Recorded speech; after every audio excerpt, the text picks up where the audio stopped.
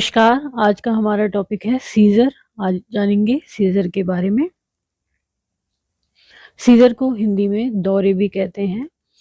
ये एक sudden burst of electric activity in the brain. जो व्यक्ति मरीज होता है सीज़र का, उसके दिमाग में एकदम से सडन अचानक से बर्स्ट होता है इलेक्ट्रिकल एक्टिविटी का। It can causes changes in behaviour और उससे क्या होता है, उस मरीज के बिहेवियर में चेंज आता है, मूवमेंट में चेंज आता है, उसकी फीलिंग में चेंज आता है और उसकी लेवल ऑफ कॉन्शियसनेस में चेंज आता है। किसकी वजह से? सीज़र की वजह से। तो सीज़र क्या है? एक sudden burst of electrical activity है इन द ब्रेन।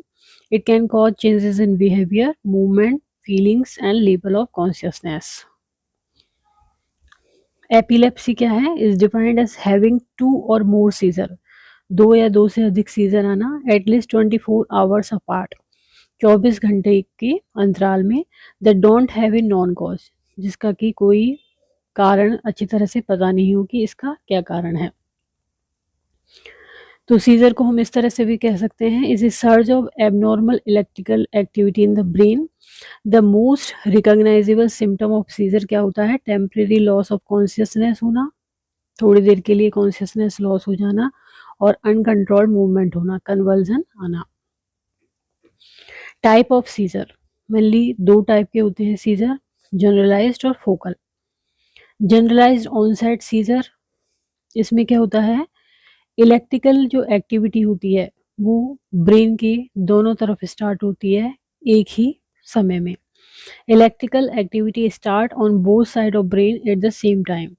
में shake both side of body, दोनों तरफ का जो बॉडी होती है राइट और लेफ्ट साइड की, वो शेक होने लग जाती है। शेक वन साइड और only stare and stop what doing, और जो भी कर रहे हैं वो एकदम से रुक जाता है। यूजुअली इट अफेक्ट्स, ज़्यादातर ये जो जनरलाइज टाइप का सीजर होता है वो बच्चों को या यंग अडल्ट को प्रभावित करता है, पर ये किसी भी एज में हो सकता है। जबकि फोकल सीजर, फोकल ऑनसेट होती है इसकी सीजर की, मतलब कि ब्रेन के किसी एक फोकस पे, किसी एक साइड पे ये इलेक्ट्रिकल एक्टिविटी बिगिन होती है इसमें। Symptom usually affect one side of body, क्योंकि एक तरफ की बॉडी अफेक्टेड हो रही है तो एक तरफ की बॉडी के वहाँ से इलेक्ट्रिकल एक्टिविटी शुरू हो रही है तो एक साइड की बॉडी इसमें अफेक्टेड हो जाती है। एंड मे और मे नॉट अफेक्ट अवेयरनेस, और ज़रूरी नहीं है कि जो व्यक्ति की अवेयरनेस है वो भी अफेक्टेड हो। अब जो जनरलाइज सीजर हैं उसमें और भी कई तरह के सीजर होते हैं, जैसे कि absence seizure, stop what are doing and have a blank stare. जो भी कर रहा होता है व्यक्ति वो एकदम से रुक जाता है और ब्लैंक स्टेयर एक तरफ हो जाता है इसमें, एक तरफ देखना या ब्लैंक स्टेयर होना, एब्सेंस सीजर। एटोनिक सीजर क्या है? एटोनिक सीजर को ड्रॉप सीजर भी कहते हैं। इसमें क्या होता है, टोन से संबंधित है, मतलब कि मसल कंट्रोल लूज हो जाता है, lose muscle control and drop to the ground suddenly, एकदम से ग्राउंड पे गिर जाना, क्या है ये? Atonic seizure. क्लोनिक सीजर क्या है? Shake both side of the body and pass out, or shake one side and not pass out, मतलब कि इसमें या तो दोनों साइड की ही बॉडी वो शेक होने लग जाती है, एक साइड की होने लग जाती है। मायोक्लोनिक सीजर क्या है? These involve a quick jerk or twitch that affects one muscle or a group of connected muscles. तो मायो मतलब कि मसल से संबंधित, तो इसमें मसल्स में एकदम से क्विक जर्क आता है जो एक मसल को भी प्रभावित कर सकता है और ग्रुप ऑफ कनेक्टेड मसल को भी प्रभावित कर सकता है। सेकेंडरी जनरलाइज सीजर क्या होता है? ये भी इसी का एक टाइप होता है। फोकल सीजर क्या है? इलेक्टिव एक्टिविटी एक पार्ट ऑफ द ब्रेन में स्टार्ट होती है। टॉनिक क्लॉनिक सीजर आता है इसमें, मसल स्टीफन हो जाती है, lose consciousness and have convulsion, convulsion भी आते हैं। टॉनिक सीजर में pass out and muscle tighten up, जैसे सीजर जाता है मसल टाइट हो जाती हैं और कन्वर्जन नहीं होता है टॉनिक में। फोकल सीजर टाइप, तो ये भी फोकल सीजर टाइप से, और आगे भी focal onset aware seizure, simple partial seizure, aware of a seizure when it happen and able to remember it, इसके बारे में व्यक्ति अवेयर रहता है और इसको याद कर सकता है कि इस वक्त मुझे सीजर आया था। Focal onset impaired awareness seizure, seizures complex partial seizure आते हैं, अवेयरनेस लूज हो जाती है, कंफ्यूजन होता है और उसको रिमेम्बर नहीं कर पाता है व्यक्ति। देन आते हैं इसके रिस्क फैक्टर। सीजर के रिस्क फैक्टर में हेड और ब्रेन इंजरी, कोई किसी व्यक्ति के हेड या ब्रेन में इंजरी हुई है तो उसको सीजर आ सकता है। कॉग्निटिव इशू है जैसे कि थॉट में, थिंकिंग में तो आ सकता है। स्ट्रोक हुआ है तो आ सकता है। एल्जीमर डिजीज है, ब्रेन ट्यूमर हुआ है, एल्कोहल और इलिसिट ड्रग मिसयूज हुआ है तो फैमिली हिस्ट्री ऑफ सीजर। अब इसके सिम्टम्स और कॉज क्या होते हैं,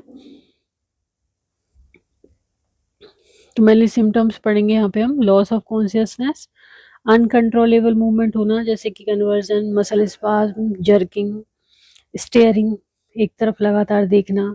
अदर सिम्टम्स में आ जाते हैं जैसे कि सडन इमोशनल चेंजेस जैसे confusion, fear, joy, anxiety, teething, teeth clenching, दांतों को एकदम से भींचना, ड्रूलिंग होना, एबनॉर्मल आई मूवमेंट होना, लॉस ऑफ ब्लैडर और bowel control, noise making, grunting और स्नॉटिंग। ये सिम्टम्स क्या होते हैं, टेम्परेरी होते हैं, only last for a few second to minutes. अब स्टेजेस क्या होती हैं सीजर की और फेजेस क्या होती हैं, तो पहली फेज होती है इसकी प्रोड्रोम फेज।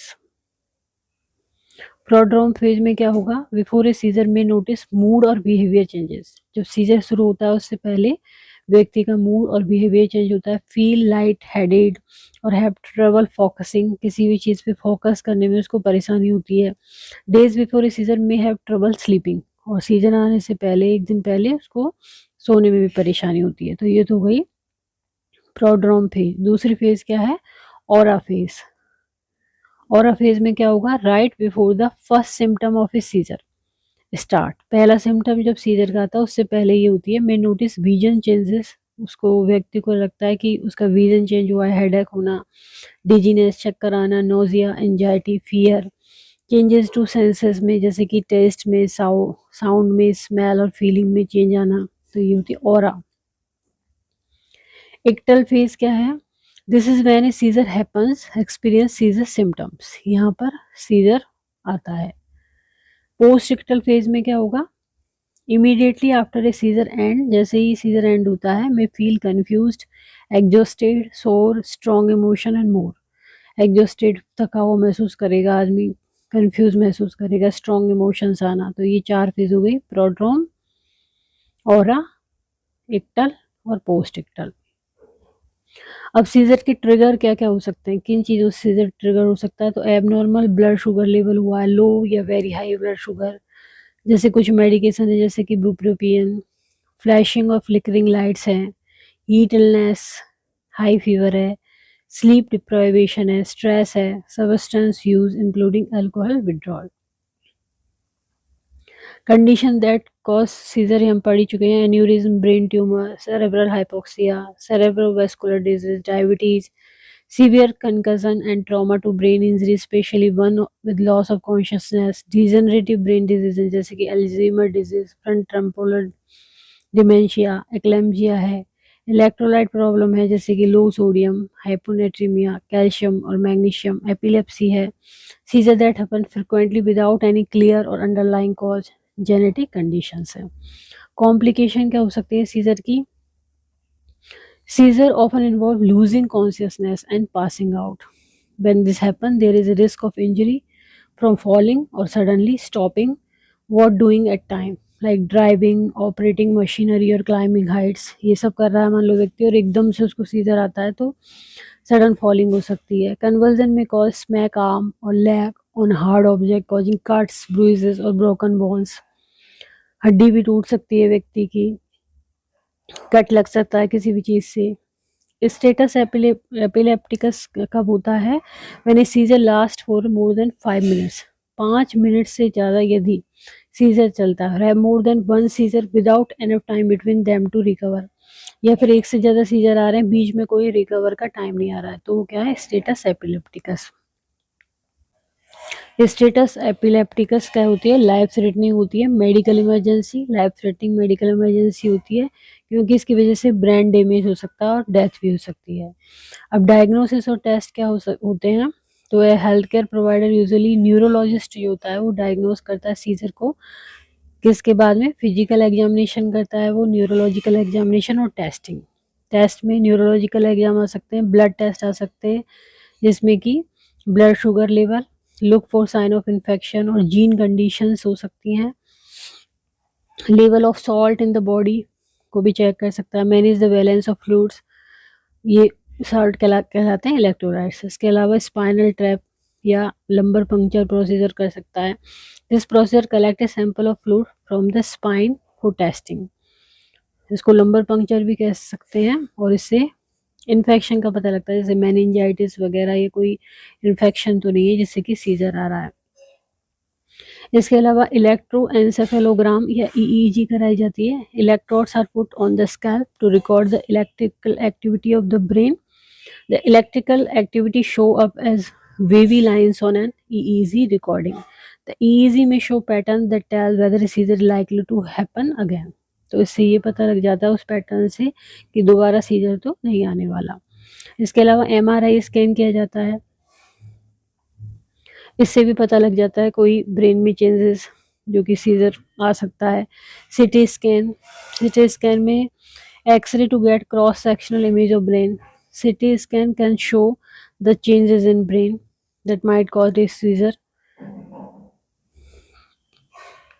ट्यूमर है, ब्लीडिंग है, सिस्ट है, इससे पता चल जाता है। इसके अलावा positron emission tomography PET, positron emission tomography PET scan किया जाता है। Small amount of low dose radio active material put किए जाते हैं इसमें वेन में, और material help show active area of brain and brain changes. इसके अलावा single photon emission computerise tomography SPECT. SPECT test क्या करता है, small amount of low dose radio active material का यूज करता है जो कि ब्रेन में डाला जाता है। इस टेस्ट से detail 3D map of blood flow in the brain और हैपन्स ड्यूरिंग ए सीजर, कि भाई उसके वक्त ब्रेन में ब्लड फ्लो कितना हो रहा है, क्या क्या चेंजेस आ रही है, पता लग जाता है। अब जो सीजर की मेडिकेशंस होती हैं वो क्या करती हैं, सीजर को स्टॉप करती हैं, फ्यूचर सीजर आने से रोकती हैं, सीवियरिटी जो सीजर की होती है उसको कम करती हैं, फ्रिक्वेंसी ऑफ सीजर को कम करती हैं।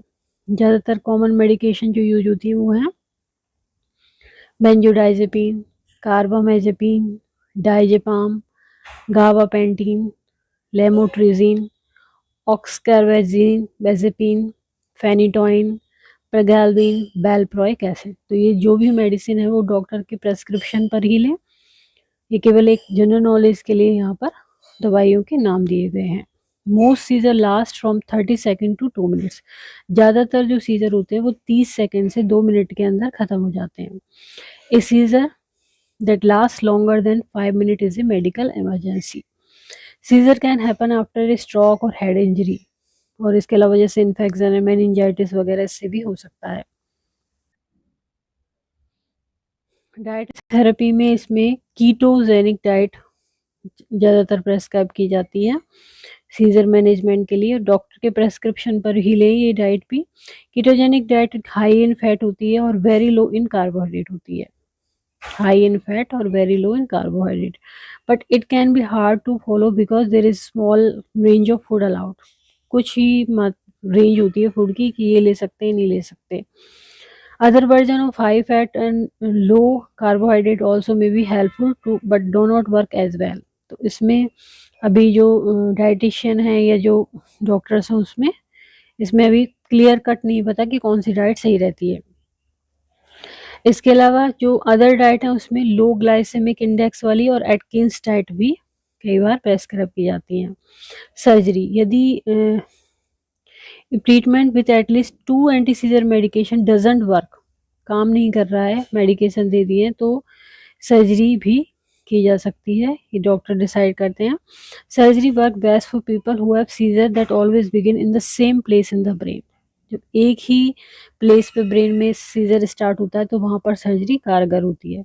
इसमें जैसे लोबेक्टोमी करते हैं, इसमें सर्जन क्या करते हैं, remove the area of brain where seizure begin, उस एरिया को हटा देते हैं, लोबेक्टोमी कर देते हैं। इसके अलावा thermal ablation also called laser interstitial thermal therapy, This less invasive procedure aims highly concentrated energy at target in the brain where seizure begin. तो जहाँ पर सीजर बिगिन हो रहा है ब्रेन में, वहाँ पर हाईली कंसंट्रेटेड एनर्जी को टारगेट किया जाता है।